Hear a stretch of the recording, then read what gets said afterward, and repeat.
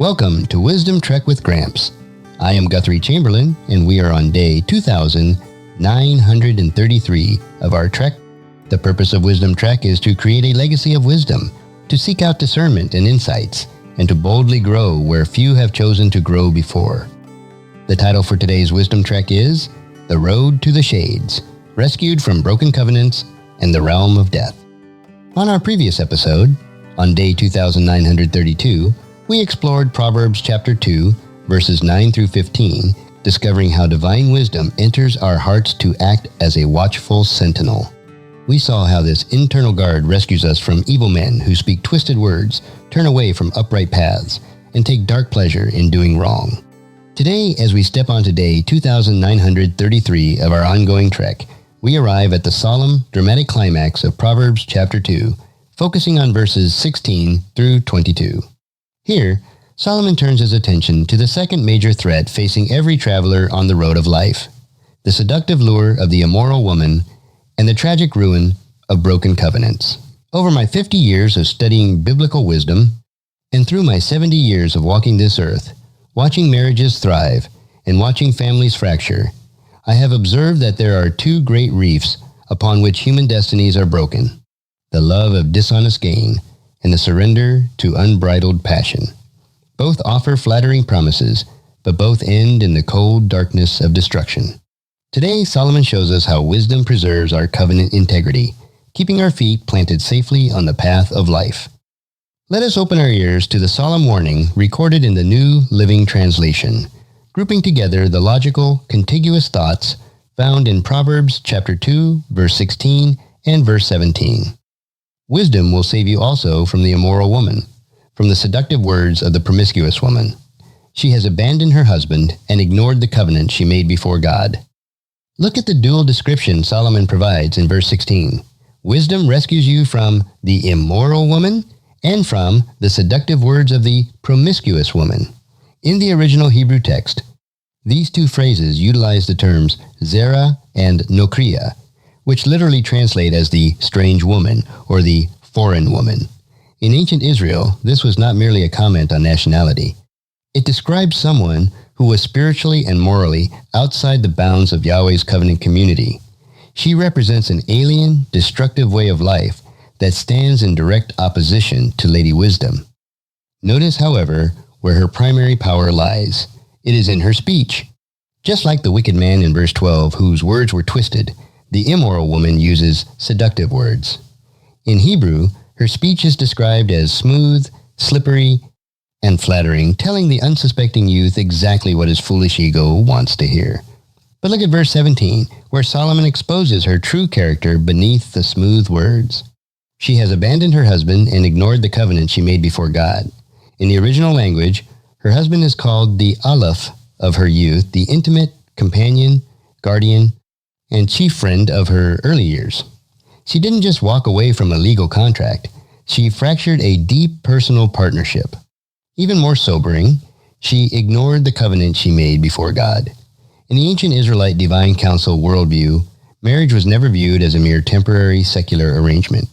Marriage was a sacred, binding covenant sworn in the presence of Yahweh and his heavenly assembly. To break those vows is to defy the cosmic order of the Most High God. In my 70 years of life, I have watched smooth, flattering talk break up marriages that took decades to build. Seduction always promises secret intimacy, but it delivers covenant betrayal. The narrative takes a chilling, cosmic turn as Solomon pulls back the curtain to reveal the hidden destination of her house, combining the contiguous thoughts found in Proverbs chapter 2, verse 18 and verse 19. Entering her house leads to death. It is the road to the grave. None who go to her ever return or find the paths of life. These two verses contain some of the most haunting, serious language in the entire book of Proverbs.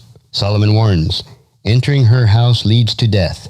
It is the road to the grave. In the ancient Hebrew mindset, the word translated here as the grave or the dead is Rephaim, a term deeply embedded in the ancient Near Eastern divine council worldview.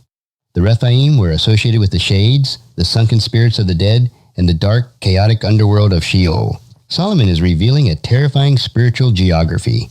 Her house is built directly on the cliff edge of hell. Crossing her threshold is not a harmless romantic adventure. It is a downward descent into the realm of spiritual death. Look at the sobering finality expressed in verse 19. None who go to her ever return or find the paths of life. While this is poetic hyperbole because God's grace can redeem any repentant soul, it highlights a brutal, practical reality that I have witnessed time and again over my 50 years of studying wisdom. Sexual immorality and covenant betrayal create a profound spiritual numbness that paralyzes the conscience. Once a person crosses that boundary, sacrificing their marriage, their reputation, and their relationship with God on the altar of passing pleasure, the path back to wholeness is extraordinarily steep, painful, and rare. The house of temptation promises paradise, but its hallway leads straight into the dark chamber of the Rephaim. Wisdom stands at the door, crying out, "Do not step inside!" Having exposed the catastrophic trap of the immoral path, Solomon brings the entire second chapter of Proverbs to a triumphant, dual-sided conclusion, grouping together the logical thoughts found in Proverbs chapter 2, verse 20, verse 21, and verse 22.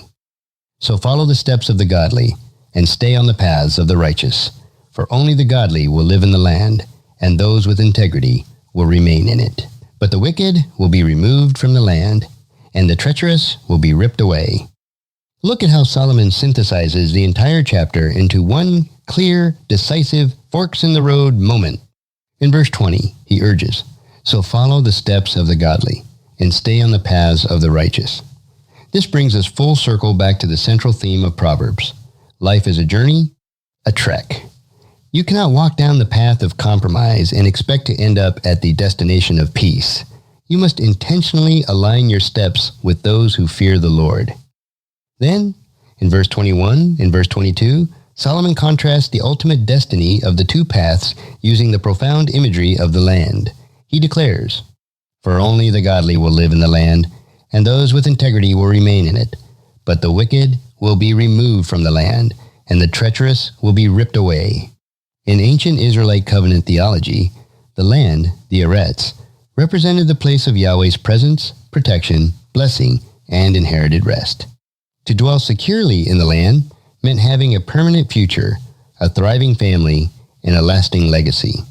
The godly and those with integrity, those who are tamim, wholehearted and blameless, are firmly rooted like deep oak trees that no storm can uproot.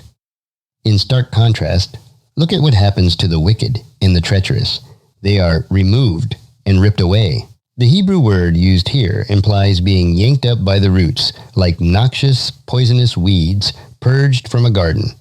They thought they were building an empire through their deceit, greedy shortcuts, and immoral conquests, but in the end, they leave behind no lasting root, no honor, and no legacy. They vanish from the land like smoke. As we bring our trek through Proverbs chapter 2 to a close today, consider the two destinations set before you. You can follow the slippery words of the culture that lead straight to broken covenants and spiritual death, or you can cherish the wisdom of God, walk with integrity, and remain firmly established in His blessing. Choose to walk on the highway of the righteous today, honor your covenants, and build a living legacy that will stand secure for generations to come.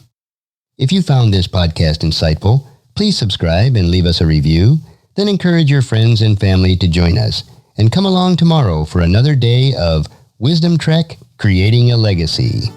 As we take this trek of life together, let us always live abundantly, love unconditionally, listen intentionally, learn continuously, lend to others generously, lead with integrity, leave a living legacy each day. I am Guthrie Chamberlain, reminding you to keep moving forward, enjoy your journey, and create a great day every day. Join me next time for more daily wisdom